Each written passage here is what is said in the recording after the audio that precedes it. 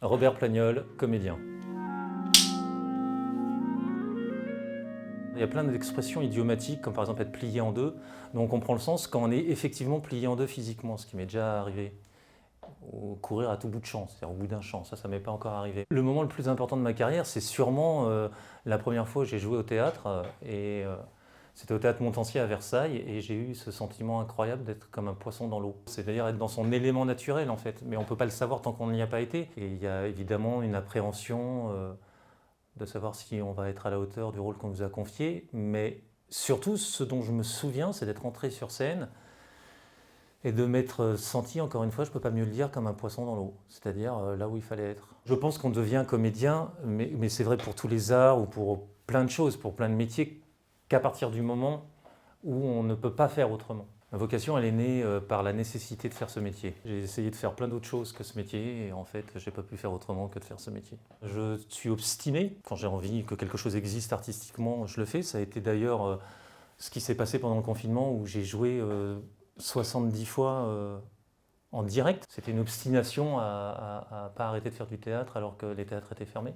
La question était comment on continue à faire notre métier alors que les théâtres sont fermés et qu'on ne peut pas jouer devant les gens. Et en fait, par hasard, de façon extrêmement pragmatique, j'ai compris qu'on pouvait jouer en direct avec un iPad si les gens se connectaient en même temps. Et c'est ça qui s'est passé. J'ai eu une sensation incroyable qui était à 97% celle du plateau. Et même sur le papier, quand je le dis, je me dis c'est improbable. Sauf que si c'était ça.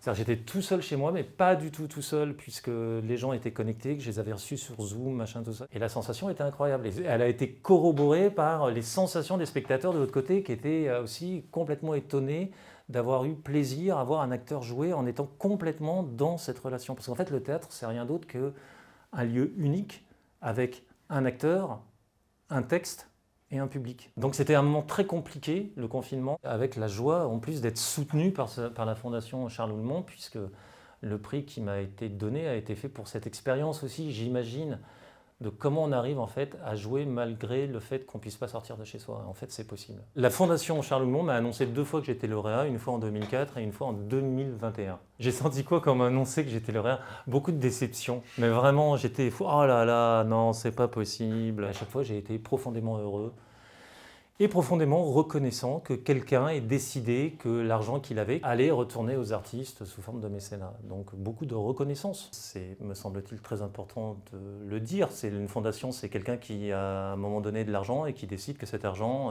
peut être au service des artistes plutôt que dans l'achat d'un voilier, d'un yacht ou d'un jet privé. L'artiste, qu'il soit musicien, comédien ou auteur ou peintre, a besoin de mécènes, a besoin de gens qui ont de l'argent et qui décident